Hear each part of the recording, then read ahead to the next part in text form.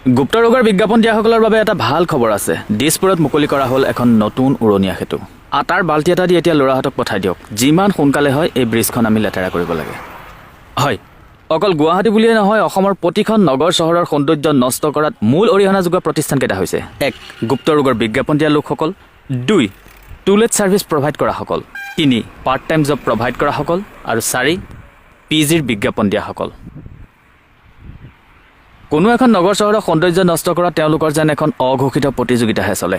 PGৰ পোষ্টাৰসমূহ ফালি টুলেট ছাৰ্ভিচৰ পোষ্টাৰ লগাব, টুলেট ছাৰ্ভিচৰ পোষ্টাৰসমূহ ফালি পাৰ্ট টাইম জব প্ৰভাইড কৰাসকলে পোষ্টাৰ লগাব, আৰু পাৰ্ট টাইম জব প্ৰভাইড কৰাসকলৰ পোষ্টাৰ ফালি গুপ্ত ৰোগৰ বিজ্ঞাপন দিয়াৰ পোষ্টাৰসমূহ লগায়। ইমান সুন্দৰকৈ তলে ওপৰে ৰং কৰি ব্ৰিজখন আমাক উপহাৰ দিছে। এই স্থানত ৰৈ মোৰ এনেকুৱা অনুভৱ হৈছে মই যেন দিছপুৰত নহয়, কোনোবা এখন উন্নত চহৰতহে উপস্থিত আছোঁ। গণেশগুৰিৰ নতুন ব্ৰিজখন মুকলি কৰাৰ দিনাও মোৰ ঠিক তেনে এটাই অনুভৱ হৈছিল, কিন্তু মাত্ৰ 10 দিনৰ ভিতৰতে সেই অনুভৱখিনি ভুল বুলি ভাবিবলৈ মোক বাধ্য কৰালে। ৰ'ব, আগতে আমি গণেশগুৰি ব্ৰিজখনৰ বৰ্তমানৰ পৰিৱেশটো এবাৰ চাই লওঁ, তাৰ পাছত আমি এই বিষয়ে কথা পাতিম। এইখন হৈছে গণেশগুৰিৰ নতুন উৰণীয়া সেতু। দিছপুৰ উৰণীয়া সেতুখনৰ দৰে এই সেতুখনো এদিন তলে ওপৰে সুন্দৰকৈ ৰং কৰি আমাক উপহাৰ দিছিল। চহৰখনক ভাল পোৱা দুজনমান চিত্ৰশিল্পীয়ে ইয়াত দুখনমান চিত্ৰও অংকন কৰিলে, কিন্তু এই চিত্ৰসমূহৰ বৰ্তমানৰ অৱস্থা চাওক।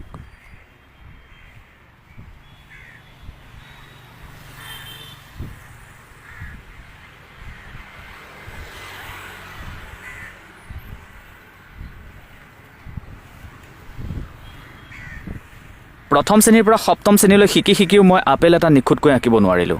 আজি যদি মোক কোটি টকাও দিয়ে, তথাপি এইখন ছবি মই আঁকিব নোৱাৰোঁ। হয়তো ইয়াত পোষ্টাৰ লগোৱা লোকসকলেও নোৱাৰে। এই সুন্দৰ ফটোখনৰ ওপৰত ব্ৰাছেৰে আটাখিনি লগাওঁতে এবাৰো বাৰু তেওঁলোকৰ বেয়া নালাগিলনে? আহক আমি গোটেই পৰিৱেশটো এবাৰ চাই লওঁ।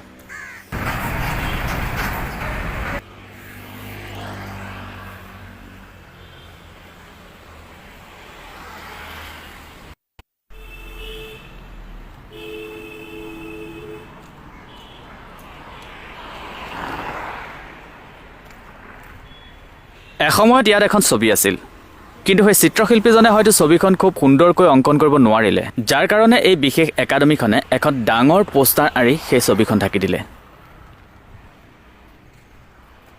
সেই একেই দৃশ্য আমি সেই তৃতীয় খুঁটাটোৰ ক্ষেত্ৰতো দেখা পাওঁ। তাতো এখন ছবি আছিল, কিন্তু সেই ছবিখনো এখন ডাঙৰ পোষ্টাৰেৰে ঢাকি দিয়া হৈছে। এই ছবিসমূহ কোনে অংকন কৰিছে মই নাজানো।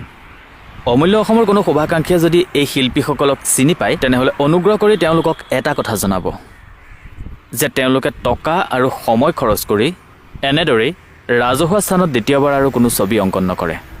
কাৰণ এইখন অসম হয়, ইয়াত সম্পদ এটাৰ সৌন্দৰ্য প্ৰেছৰ পৰা পোষ্টাৰখিনি ওলাই অহালৈকেহে থাকে।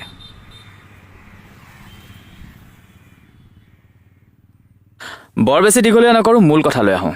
আমি ক'ব বিচৰা নাই যে পোষ্টাৰ নলগাব, পোষ্টাৰ লগাওক। এনেকুৱা স্থানত লগাওক য'ত লগালেও চহৰখনৰ সৌন্দৰ্য নষ্ট নহয়। ব্যৱসায় এটা সম্প্ৰসাৰণ কৰিবৰ বাবে আমি বিজ্ঞাপন প্ৰচাৰ কৰিবই লাগিব।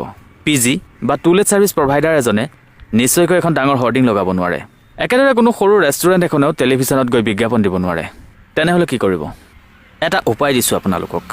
আপোনালোকে কিছুমান ডাষ্টবিন কিনক। আজিকালি ইমান ডাঙৰ ডাষ্টবিন এটা 400-500 টকাত পাই যায়। সেই ডাষ্টবিনসমূহত আপোনালোকৰ বিজ্ঞাপনবোৰ লিখক। ৰাতি মনে মনে আহি এনেকৈ পোষ্টাৰ লগোৱাতকৈ দিনত গড়বেৰে গৈ কোনোবা এটা ৰাজহুৱা স্থান, ধৰক সেই পাব্লিক টয়লেটটোৰ সন্মুখত, সেই খুঁটাটোৰ কাষত, বা মন্দিৰ, মছজিদ বা ৰাজহুৱা স্থানত আপোনালোকে গৈ সেইসমূহ থৈ আহক। আপোনালোকৰ বিজ্ঞাপনসমূহো প্ৰচাৰ হ'ব আৰু চহৰখনৰ সৌন্দৰ্য বৃদ্ধিটো আপোনালোকৰ এক অৰিহণা থাকিব। এই পোষ্টাৰবোৰ হয়তো দুদিনতে ফাটিব, কিন্তু ডাষ্টবিনটো বছৰ বছৰ ধৰি থাকিব। আপোনালোকৰ এই পোষ্টাৰবোৰ দেখি আজি হয়তো বহু লোকে আপোনালোকক সমালোচনা কৰিছে, কিন্তু আপোনালোকে যদি ডাষ্টবিন দিয়ে, এদিন সেইখিনি লোকেই আপোনালোকক প্ৰশংসা কৰিব। কাৰণ ভাল কামত সন্মান কৰা লোক এইখন গুৱাহাটীতে লাখৰ ঘৰত আছে। আৰু এটা কথা, গুৱাহাটী পৌৰ নিগম কিন্তু আগতকৈ যথেষ্ট সক্ৰিয় হৈছে। ৰাতিক দিন কৰি তেওঁলোকে এতিয়া মহানগৰখন পৰিষ্কাৰ পৰিচ্ছন্ন কৰি ৰখাত ব্যস্ত। এই পোষ্টাৰসমূহততো আপোনালোকৰ ফোন নম্বৰ আৰু এড্ৰেছ আছেই। গুৱাহাটীখনৰ সৌন্দৰ্য নষ্ট কৰিছে বুলি আপোনালোকৰ ওপৰত যদি কিবা ব্যৱস্থা গ্ৰহণ কৰে, নতুন উৰণীয়া সেতুখনত পোষ্টাৰ লগোৱাৰ আগতে এইখিনি কথা এবাৰ ভাবিব।